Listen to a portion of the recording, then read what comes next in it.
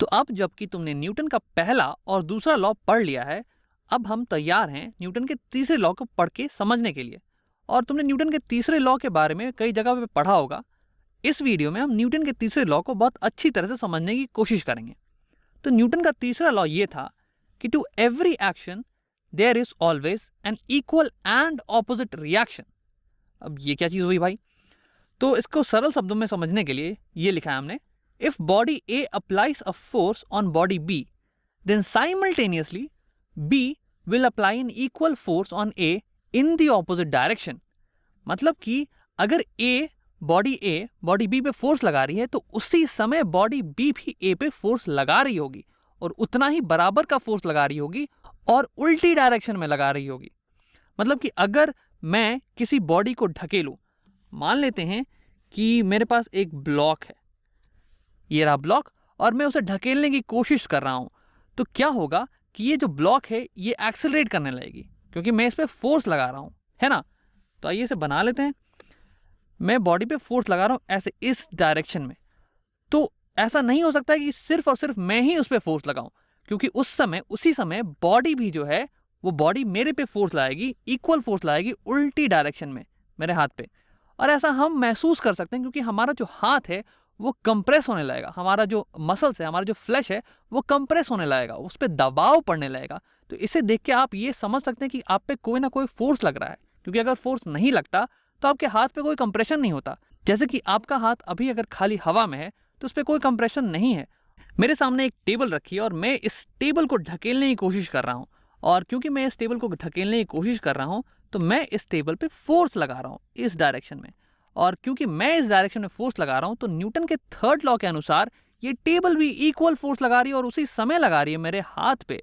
और इस equal and opposite force के कारण ही मेरा जो हाथ है वो कंप्रेस हो रहा है, वो एक दबाव महसूस कर रहा है। और अगर ऐसा नहीं होता तो मैं इस टेबल को महसूस ही नहीं कर पाता। अगर आप किसी चीज को छुएंगे तो आपके हाथ में दबाव आएगा और आप इसी दबाव के कारण, इसी कंप्रेशन के कारण उस चीज को महसूस कर पाते हैं। अगर ऐसा नहीं होता तो आप किसी चीज को महसूस ही नहीं कर पाते। तो अब एक और उदाहरण देखते हैं।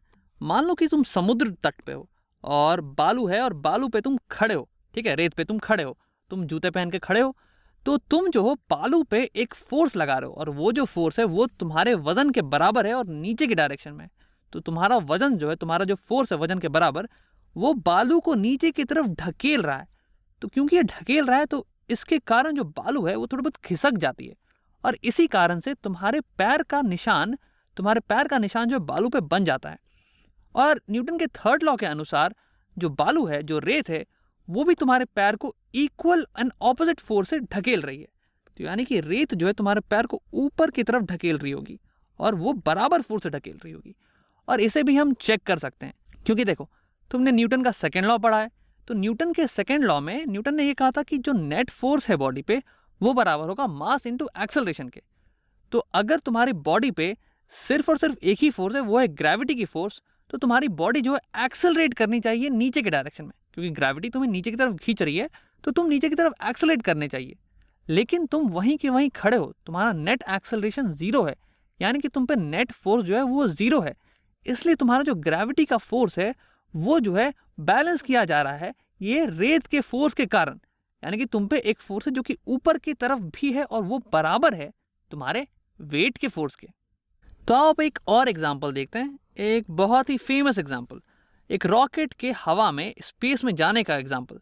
तो रॉकेट स्पेस में जाता कैसे है? क्योंकि हवा में तो कुछ पकड़ के नीचे फेंकने के लिए है नहीं, जिसको कि फेंकने के कारण ये ऊपर उड़ता चला जाएगा।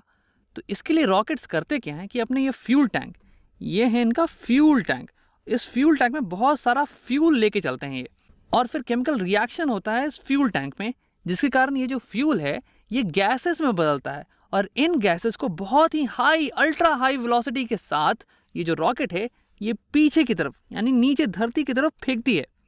और क्योंकि यहाँ पे जो हर एक पार्टिकल है इस गैस के अंदर, उसको बहुत ही हाई वेलोसिटी के साथ फेंका जा रहा है, उस पर बहुत ही बड़ा फोर्स लगाया जा रहा है, इसलिए इक्वल एंड ऑपोजिट फोर्स लगता है हमारे रॉकेट पे, हमारे इस रॉकेट के फ्यूल टैंक पे ऊपर की तरफ। और इसी फोर्स के कारण जो हमारा पूरा रॉकेट है ये स्पेस में जाता है। तो रॉकेट कैसे जाता है स्पेस में? ये फ्यूल टैंक में फ्यूल लेके जाता है और ये फ्यूल जो है बहुत ही हाई वेलोसिटी के साथ गैसेस पीछे की तरफ फेंकता है और इसी एक्शन का, इस गैसेस पे जो एक्शन फोर्स लग रहा है, इसका रिएक्शन फोर्स लगता है हमारे फ्यूल टैंक पे, हमारे इस पूरे रॉकेट पे, जिसके कारण ये रॉकेट जो है ऊपर की तरफ जाता है। तो आओ अब एक आखिरी एग्जाम्पल देखते हैं, और ये एक बहुत ही प्रैक्टिकल एग्जाम्पल है। ऐसा तुमने मूवीज में भी देखा होगा। मान लो कि ये एक एस्ट्रोनॉट है और ये अपने स्पेसशिप से ऐसे कनेक्टेड है, और क्या होता है कि ये जो वायर है जिससे ये कनेक्टेड है, ये टूट जाती है, और ये जो एस्ट्रोनॉट है ये स्पेस में ऐसे ही तैरने लगता है। तो अभी बताओ कि अब ये एस्ट्रोनॉट अपने स्पेस स्टेशन की तरफ कैसे जाएगा? यहाँ पे तो कोई दीवार भी नहीं जिसे ये ढकेल के ये पीछे की तरफ चला जाए अपने स्पेस स्टेशन की तरफ। या फिर मान लेते हैं कि इसके पास कोई जेट पैक भी नहीं है जिसका इस्तेमाल करके ये अपने स्पेस स्टेशन की तरफ उड़ता हुआ चला जाए। तो इसे क्या करना चाहिए? तो ऐसी हालत में तुम्हें सबसे भारी चीज, वैसे सबसे भारी चीज नहीं बल्कि तुम्हें सबसे मैसिव चीज, और सबसे मैसिव और सबसे भारी, इन दोनों में अंतर होता है, जैसे ही वेट और मास में अंतर होता है। इसके बारे में हम बाद में बात करेंगे। तो सबसे मैसिव चीज तुम्हें उठाकर एक डायरेक्शन में फेंकना चाहिए, उस डायरेक्शन में जिसके ऑपोजिट डायरेक्शन में तुम्हारा स्पेस स्टेशन हो, ताकि तुम उड़ते हुए उधर की तरफ चले जाओ। तो देखो होता क्या है कि मान लो कि तुम्हारा ये हाथ है और ये तुम्हारी मैसिव चीज है। तो देखो तुम इसे पकड़ के फेंकने लगोगे और तुम्हें फेंकने में कुछ समय लगेगा। जैसे कि तुम अगर बॉल फेंकते हो, कैच कैच खेलते हो, तो बॉल फेंकते हो ना, तो बॉल तुरंत हाथ से छूट नहीं जाती है, तुम हाथ पीछे खींचते हो और खींच के उसे फेंक देते हो, तो थोड़ा समय लगता है ना। तो वैसे ही इस ब्लॉक को, इस मैसिव ब्लॉक को तुम जब पकड़ के फेंक रहोगे तो कुछ देर तक तुम इस पर फोर्स लगा रहोगे, और ये जो फोर्स होगा वो इस डायरेक्शन में कहीं होगा, और ये जो फोर्स है ये इसे एक्सेलरेट करेगा। और जितने देर तक तुम इस ब्लॉक पे फोर्स लगा रहे होगे, ठीक उतने ही देर तक ये जो ब्लॉक है ये तुम पे फोर्स लगा रही होगी उल्टी दिशा में, पीछे की तरफ। बराबर फोर्स, बराबर मैग्नीट्यूड, लेकिन डायरेक्शन ऑपोजिट। और ये तुम्हें एक्सेलरेट करेगी ठीक उतने ही समय के लिए जितने समय के लिए तुम ब्लॉक से कांटेक्ट में हो, तुम ब्लॉक को टच किए हुए हो। और क्योंकि ये तुम्हें पीछे की तरफ ढकेलेगी, इसलिए इसी फोर्स के कारण तुम अपने स्पेस स्टेशन की तरफ बढ़े चले आओगे। तो इसलिए हमने ये कहा कि तुम ब्लॉक को इस डायरेक्शन में फेंक दो, ताकि ब्लॉक जो है तुम पे फोर्स लगाए, बराबर फोर्स लगाए पीछे के डायरेक्शन में, ताकि यहां तुम स्पेस स्टेशन की तरफ कहीं चले आओ। और अगर किस्मत अच्छी रही तो तुम स्पेस स्टेशन में कुछ ना कुछ पकड़ लोगे और बच जाओगे।